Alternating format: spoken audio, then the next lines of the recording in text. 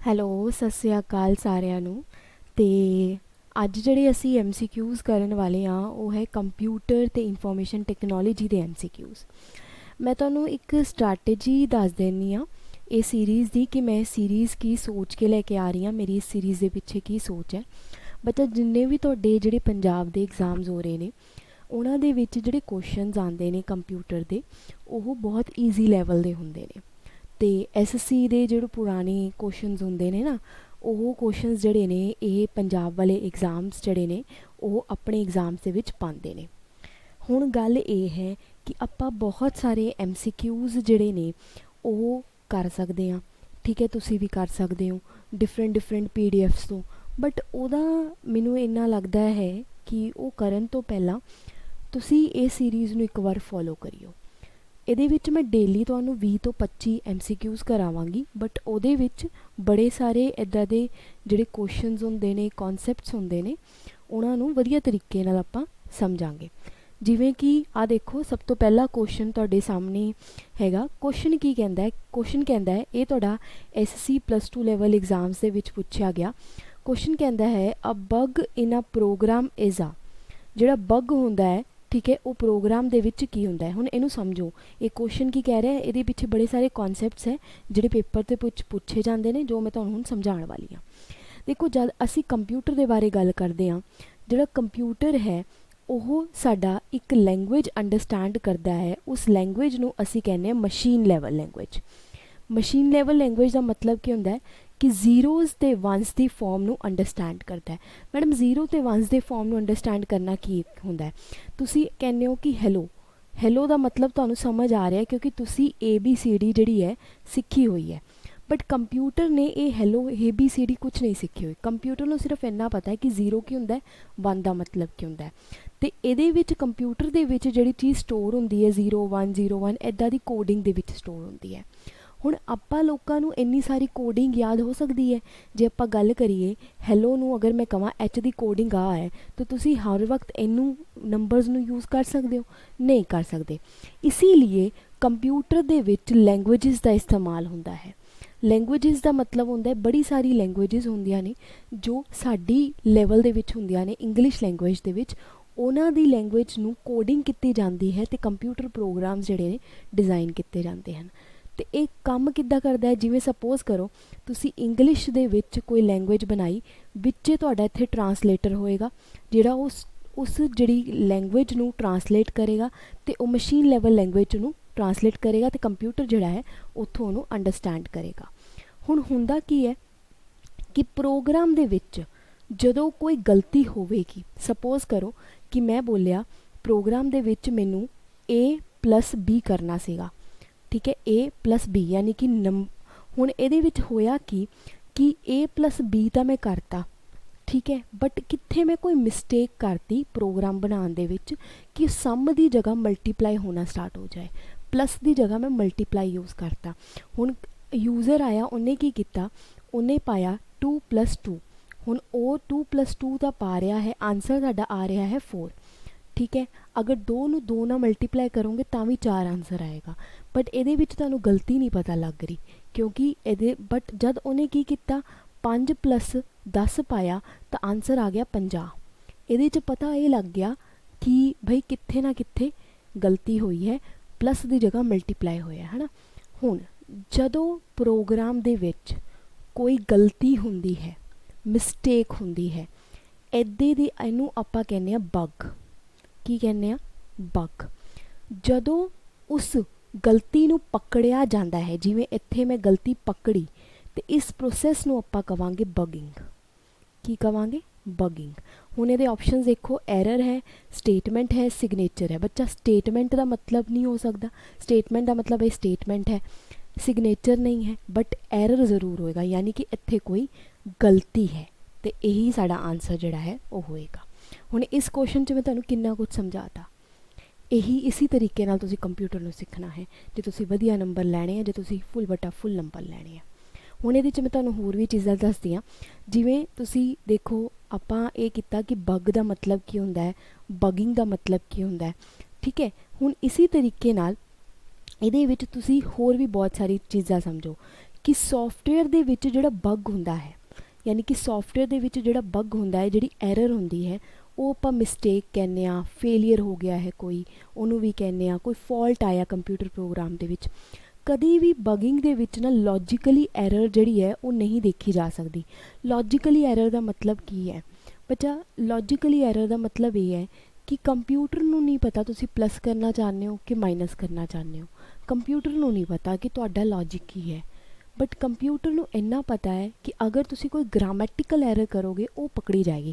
कहने का मतलब की है, जिवें देखो अगर मैं इत्थे बोला रिया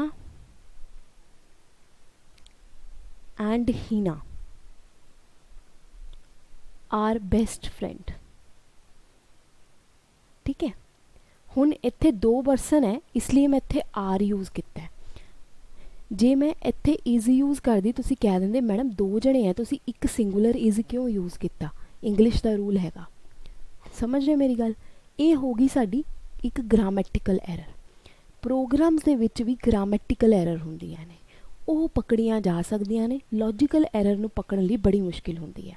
ਇਹ ਕੁਐਸਚਨ ਕਈ ਵਾਰ ਪੁੱਛਿਆ ਜਾਂਦਾ ਹੈ ਕਿ ਕਿਹੜੀ ਐਰਰਸ ਪਕੜੀਆਂ ਜਾਂਦੀਆਂ ਨੇ, ਕਿਹੜੀਆਂ ਨਹੀਂ, ਤੇ ਤੁਸੀਂ ਇਹ ਆਪਣੇ ਮਨ 'ਚ ਧਿਆਨ ਰੱਖਣਾ ਨੇ। ਨੈਕਸਟ ਕੁਐਸਚਨ ਕਰਦੇ ਹਾਂ। ਅਗਲਾ ਕੁਐਸਚਨ ਕਹਿੰਦਾ the device that converts computer output for transmission over phone line is called। देखो ਹੁਣ ਜਦੋਂ ਅਸੀਂ ਇੱਥੇ ਵੀ ਬਹੁਤ ਚੀਜ਼ਾਂ ਸਮਝ ਸਕਦੇ ਹਾਂ। ਇਹਨਾਂ ਨੂੰ ਸਮਝਣ ਲਈ ਆਪਾਂ ਪਹਿਲੇ ਤਾਂ ਕੁਝ ਗੱਲਾਂ ਕਰਦੇ ਹਾਂ ਕੰਪਿਊਟਰ ਬਾਰੇ ਕਿ ਕੰਪਿਊਟਰ ਦਾ ਜਿਹੜਾ ਕੰਮ ਹੈ ਉਹ ਹੁੰਦਾ ਕਿੱਦਾਂ ਹੈ। ਦੇਖੋ ਸਭ ਤੋਂ ਪਹਿਲਾਂ ਤਾਂ ਤੁਹਾਨੂੰ ਸਮਝਣਾ ਹੋਊਗਾ ਦੋ ਤਰੀਕੇ ਦੇ ਸਿਗਨਲਸ ਹੁੰਦੇ ਨੇ, ਦੋ ਤਰੀਕੇ ਦੇ ਸਿਗਨਲਸ ਹੁੰਦੇ ਨੇ। ਇੱਕ ਹੁੰਦੇ ਨੇ ਜਿਹਨੂੰ ਆਪਾਂ ਕਹਿੰਦੇ ਹਾਂ ਐਨਾਲੌਗ ਸਿਗਨਲਸ, ठीक है। एक होंदे ने डिजिटल सिगनल्स। मैडम ये एनालॉग सिग्नल तो डिजिटल सिग्नल्स की होंदे ने? तुसी डिजिटल वॉच देखी है? डिजिटल वॉच दे विच की हुंदा है रोशनियां दे अनुसार, रोशनी जिद्दां चलदी है LED चलदी उहदे अनुसार तुहानूं सारा कुछ दिखाई दिंदा है।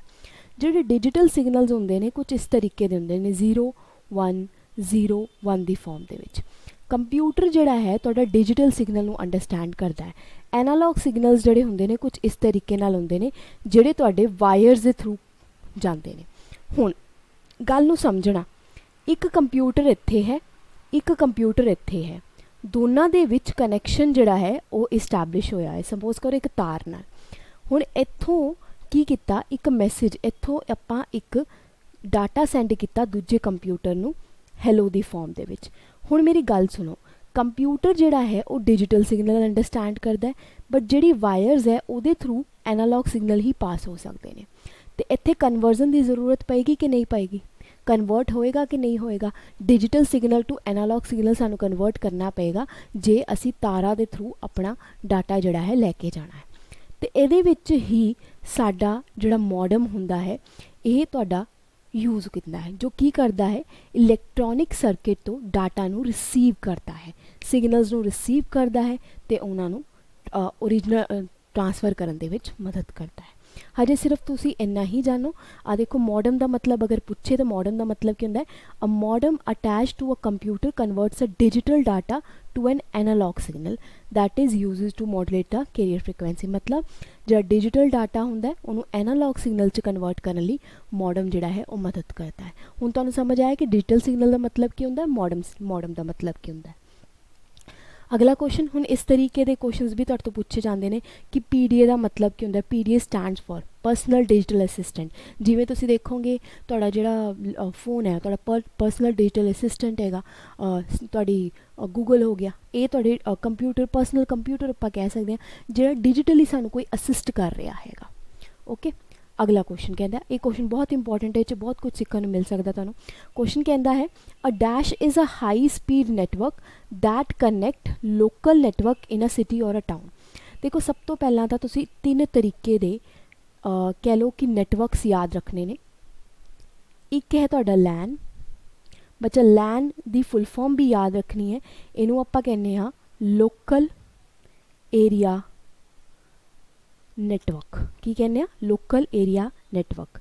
मैन दी फुल फॉर्म की होंदी है मैट्रोपोलियन एरिया नेटवर्क, मैट्रोपोलियन एरिया नेटवर्क। हुणे ना मेरा थोड़ा हाथ नहीं चलता इन्ना पिया तो इसलिए माफ़ी चाहांगी। उस तो बाद एक होंदा वैन। ਇਹਨੂੰ ਆਪਾਂ ਕਹਿੰਦੇ ਵਾਈਡ ਏਰੀਆ ਨੈਟਵਰਕ।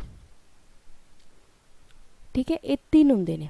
ਹੁਣ ਜਦੋਂ ਆਪਾਂ ਲੈਨ ਦੀ ਗੱਲ ਕਰਦੇ, ਹੁਣ ਮੈਂ ਤੁਹਾਨੂੰ ਸਮਝਾਉਂਦੀ ਹਾਂ ਇਹਦਾ ਮਤਲਬ ਕੀ ਹੈ। ਦੇਖੋ ਆਪਣੇ ਘਰੇ ਕੀ ਹੁੰਦਾ, ਵਾਈਫਾਈ ਲੱਗਦਾ ਹੈ ਨਾ, ਅਤੇ ਜਿਹੜਾ ਵਾਈਫਾਈ ਹੁੰਦਾ ਉਹ ਕੀ ਕਰਦਾ, ਉਹ ਸਾਡੇ ਪੂਰੇ ਘਰ ਨੂੰ ਕਨੈਕਟ ਕਰਦਾ। ਪੜੋਸੀ ਵੀ ਲੈ ਲੈਂਦੇ ਥੋੜ੍ਹੇ ਬਹੁਤ, ਬਸ ਇੱਥੇ ਤੱਕ। ਇਹ ਤਾਂ ਹੈ ਨਹੀਂ ਦੂਜੀ ਗਲੀ ਜਾ ਕੇ ਵਾਈਫਾਈ ਤੁਹਾਡਾ ਚੱਲੇਗਾ। ਜਦੋਂ ਤੁਸੀਂ ਲੋਕਲੀ ਕਿਸੇ ਬਿਲਡਿੰਗ ਨੂੰ, ਕਿਸੇ ਸਕੂਲ ਨੂੰ ਲੋਕਲ ਯਾਨੀ ਕਿ ਥੋੜ੍ਹੇ ਏਰੀਆ ਨੂੰ ਕਹਿ ਲਓ, ਇੱਕ ਬਿਲਡਿੰਗ ਨੂੰ ਕਨੈਕਟ ਕਰਦੇ ਹੋ ਇੰਟਰਨੈਟ ਨੂੰ, ਉਹਨੂੰ ਆਪਾਂ ਕਹਿੰਦੇ ਹਾਂ ਲੋਕਲ ਏਰੀਆ ਨੈਟਵਰਕ। ਇਹ ਇੰਟਰਨੈਟ ਨਾਲ ਕਨੈਕਟਡ ਹੈ। ਮੈਨ ਦਾ ਮਤਲਬ ਕੀ ਹੈ, ਜਿਵੇਂ ਤੁਸੀਂ ਦੇਖੋਗੇ ਕੇਬਲ ਟੀਵੀ ਪਹਿਲੇ ਚੱਲਦੇ ਸੀਗੇ, ਕੇਬਲ ਟੀਵੀ 'ਚ ਕੀ ਹੁੰਦਾ ਕਿ ਪੂਰਾ ਏਰੀਆ ਕਨੈਕਟ ਕਰ ਦਿੰਦੇ ਆ ਕੇਬਲ ਵਾਇਰ ਨਾਲ, ਇਹਨੂੰ ਕਹਿੰਦੇ ਮੈਟਰੋਪੋਲੀਟਨ ਏਰੀਆ ਨੈਟਵਰਕ। ਜਦੋਂ ਤੁਸੀਂ ਪੂਰੇ ਕੀ ਕਹਿੰਦੇ ਗਲੋਬਲੀ ਕਨੈਕਟ ਕਰਦੇ ਹੋ, ਪੂਰੇ ਏਰੀਆ 10-20 ਏਰੀਆ ਹੋ ਗਏ, ਪੂਰਾ ਪੰਜਾਬ ਹੋ ਗਿਆ, ਇਹਨੂੰ ਆਪਾਂ ਕਹਾਂਗੇ ਵਾਈਡ ਏਰੀਆ ਨੈਟਵਰਕ। ਠੀਕ ਹੈ, internet is a wide area network globally ਜਿਹੜਾ ਅਟੈਚਡ। ਅਤੇ ਇੱਥੇ ਪੁੱਛਿਆ ਗਿਆ ਕਿ local area network city or town ਨੂੰ। ਹੁਣ ਜਦੋਂ ਆਪਾਂ ਗੱਲ ਕਰਾਂਗੇ ਸਿਟੀ ਔਰ ਟਾਊਨ ਦੀ ਗੱਲ ਆਏਗੀ ਤਾਂ ਕਿਹੜਾ ਆਏਗਾ, ਮੈਨ, ਕਿਉਂਕਿ ਮੈਨ ਮੈਟਰੋਪੋਲੀਟਨ ਏਰੀਆ ਨੈਟਵਰਕ ਇੱਕ ਪੂਰੀ ਸਿਟੀ ਨੂੰ ਜਾਂ ਟਾਊਨ ਨੂੰ ਕਨੈਕਟ ਕਰਦਾ ਹੈ। ਅਗਰ ਪੁੱਛੇ ਕਿਸੇ ਬਿਲਡਿੰਗ ਨੂੰ ਤਾਂ ਉਹ ਲੈਨ। ਹੁਣ ਇਹਦੇ ਬਾਰੇ ਧੀਰੇ ਧੀਰੇ ਜਾਣੋਗੇ ਹੁੰਦੇ ਕੀ ਹੈ, ਹਜੇ ਬਸ ਇੰਨਾ ਹੀ ਜਾਣ ਲਓ। ਹੁਣ ਅਗਰ ਅਸੀਂ ਗੱਲ ਕਰੀਏ, ਅਗਲਾ ਕੁਐਸਚਨ ਕਹਿੰਦੇ ਕਿ ਜਿਹੜੇ ਹੁਣ ਦੇ ਕੰਪਿਊਟਰਸ ਨੇ ਇਹ ਕਿਹੜੇ ਆ। ਹੁਣ ਤਾਂ ਜਿਹੜੇ ਕੰਪਿਊਟਰ 9th ਜਨਰੇਸ਼ਨ ਆ ਚੁੱਕੀ ਹੈ, ਅਤੇ ਇਹਦੇ ਵਿੱਚ ਆਪਸ਼ਨਸ ਵਿੱਚ ਕੋਈ ਵੀ ਸਾਡਾ ਸਹੀ ਆਨਸਰ ਨਹੀਂ ਆਏਗਾ। ਅੱਗੇ ਵੱਧਦੇ, ਪੁਰਾਣਾ ਕੁਐਸਚਨ ਹੈ। ਅਗਲਾ ਕੁਐਸਚਨ ਕਹਿੰਦਾ which among the given is example of the database manager. Database manager ਦਾ ਮਤਲਬ ਕੀ ਹੁੰਦਾ, ਇਹਦਾ ਮਤਲਬ ਮੈਂ ਤੁਹਾਨੂੰ ਸਮਝਾਉਣਾ ਚਾਹੂੰਗੀ। ਕੁਐਸਚਨ ਇੰਨਾ ਇੰਪੋਰਟੈਂਟ ਨਹੀਂ ਹੈ, ਬਟ ਇਹਦੀ ਜਿਹੜੀ ਕੌਨਸੈਪਟ ਹੈ ਉਹ ਇੰਪੋਰਟੈਂਟ ਹੈ। ਬੱਚਾ ਡਾਟਾਬੇਸ ਦਾ ਮਤਲਬ ਕੀ ਹੁੰਦਾ, ਸਭ ਤੋਂ ਪਹਿਲਾਂ ਤਾਂ ਇਹ ਸਮਝੋ। ਡਾਟਾ ਦਾ ਮਤਲਬ ਇਹ ਹੁੰਦਾ ਹੈ ਕਿ ਤੁਹਾਡੀ ਜਿਹੜੀ ਇਨਫੋਰਮੇਸ਼ਨ ਹੈ, ਠੀਕ ਹੈ, ਜੋ ਸਪੋਜ਼ ਕਰੋ ਕਿ ਮੈਂ ਕਿਹਾ ਕਿ ਬੱਚਿਆਂ ਦੇ ਰੋਲ ਨੰਬਰ ਹੈ ਅਤੇ ਉਹਨਾਂ ਦੇ ਮਾਰਕਸ ਨੇ, ਇਹ ਮੇਰਾ ਡਾਟਾ ਹੈ। ਹੁਣ ਇਹਨੂੰ ਮੈਨੇਜ ਕੌਣ ਕਰਦਾ ਪਿਆ, ਮੈਨੇਜ ਕਿੱਦਾਂ ਹੋਊਗਾ, ਕੰਪਿਊਟਰ ਵਿੱਚ ਐਂਟਰ ਕੀਤਾ, ਪਿੱਛੇ ਮੈਨੇਜ ਕੀਤਾ ਜਾ ਰਿਹਾ। ਹੁੰਦਾ ਕੀ ਹੈ, ਡਾਟਾਬੇਸ ਮੈਨੇਜਰ ਇੱਕ ਤਰੀਕੇ ਦਾ ਔਰਗਨਾਈਜ਼ਰ ਹੁੰਦਾ ਹੈ ਕੰਪਿਊਟਰ ਦੇ ਵਿੱਚ, ਜਿਹਦੇ ਵਿੱਚ ਸਾਰੀ ਚੀਜ਼ਾਂ ਜਿਹੜੀਆਂ ਨੇ ਸਟੋਰਡ ਹੁੰਦੀਆਂ ਨੇ।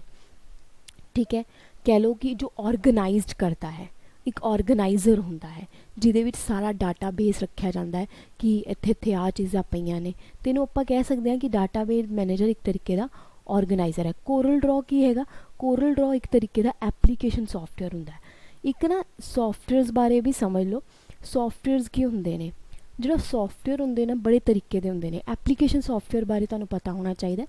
ਐਪਲੀਕੇਸ਼ਨ ਸੋਫਟਵੇਅਰ ਦਾ ਮਤਲਬ ਇਹ ਹੁੰਦਾ ਕਿ ਕੋਈ ਸਪੈਸ਼ਲ ਚੀਜ਼ ਲਈ ਬਣਾਇਆ ਗਿਆ। ਬਚਪਨ 'ਚ ਤੁਸੀਂ ਪੇਂਟ ਵਗੈਰਾ ਕਰਦੇ ਹੋਣੇ, ਪੇਂਟ ਵਗੈਰਾ ਦੇ ਵਿੱਚ ਕੀ ਹੁੰਦਾ ਕਿ ਤੁਸੀਂ ਪੇਂਟਿੰਗ ਜਦੋਂ ਕਰਦੇ ਹੋ ਉਹ ਤੁਹਾਡੇ ਸਪੈਸ਼ਲੀ ਡਰॉ ਕਰਨ ਲਈ ਬਣਾਇਆ ਜਾਂਦਾ, ਇਹਨੂੰ ਆਪਾਂ ਕਹਿੰਦੇ ਐਪਲੀਕੇਸ਼ਨ ਸੋਫਟਵੇਅਰ। ਇੱਦਾਂ ਹੀ ਵਰਡ ਹੈ, ਵਰਡ ਦੇ ਵਿੱਚ ਰਿਪੋਰਟਸ ਵਗੈਰਾ ਬਣਾਉਣ ਲਈ ਬਣਾਇਆ ਗਿਆ, ਇਹ ਇੱਕ ਤਰੀਕੇ ਦਾ ਐਪਲੀਕੇਸ਼ਨ ਸੋਫਟਵੇਅਰ ਹੋ ਗਿਆ। ਠੀਕ ਹੈ, ਇੱਦਾਂ ਦੇ ਸੋਫਟਵੇਅਰਸ ਹੁੰਦੇ, ਇਹਨਾਂ ਬਾਰੇ ਪਤਾ ਹੋਣਾ ਚਾਹੀਦਾ, ਇਹ ਵੀ ਤੁਹਾਨੂੰ ਕਰਾਵਾਂਗੀ। ਅਗਲਾ ਕੁਐਸਚਨ ਕਹਿੰਦਾ what is the process of defining tables called. ਹੁਣ ਇਹ ਕੁਐਸਚਨ ਨੂੰ ਸਮਝਣ ਲਈ ਇਹ ਜਿਹੜਾ ਕੁਐਸਚਨ ਹੈ ਇਹਨੂੰ ਹਜੇ ਅਸੀਂ ਰੁਕਾਂਗੇ, ਹਜੇ ਤੁਸੀਂ ਇਸ ਲੈਵਲ 'ਤੇ ਨਹੀਂ ਪਹੁੰਚੋ ਕਿ ਇਹਨੂੰ ਸਮਝੋ ਕੋਈ। ਅਤੇ ਆਹ ਜਿਹੜੇ ਤੁਸੀਂ ਕੁਐਸਚਨ ਅੱਜ ਕੀਤੇ ਹੈਗੇ, ਦੇਖੋ ਮੈਂ ਬੜਾ ਕੁਝ ਸਮਝਾਇਆ ਹੈ। ਕੁਐਸਚਨ ਥੋੜ੍ਹੇ ਨੇ ਬਟ ਇਹਦੇ 'ਚ ਚੀਜ਼ਾਂ ਤੁਹਾਨੂੰ ਬਹੁਤ ਸਿੱਖਣ ਨੂੰ ਮਿਲਣਗੀਆਂ। ਧੀਰੇ ਧੀਰੇ ਜਿਹੜਾ ਲੈਕਚਰਸ ਨੇ ਮੈਂ ਵਧਾਵਾਂਗੀ, ਮਤਲਬ ਵੱਡੇ ਸਾਰੇ ਕੁਐਸਚਨਸ ਆਪਾਂ ਲੈ ਕੇ ਆਵਾਂਗੇ, ਉਹਦੇ 'ਚ ਕਰਾਂਗੇ, ਕੌਨਸੈਪਟ ਸਿੱਖਾਂਗੇ। ਆਈ ਹੋਪ ਅੱਜ ਦਾ ਜਿਹੜਾ ਛੋਟਾ ਜਿਹਾ ਲੈਕਚਰ ਹੈ ਤੁਹਾਨੂੰ ਪਸੰਦ ਆਇਆ ਹੋਵੇ। ਅਗਲਾ ਵੀ ਲੈਕਚਰ ਲੈ ਕੇ ਆਉਂਦੇ ਹਾਂ, ਤਦ ਦੇ ਲਈ stay tune, keep learning and thank you very much.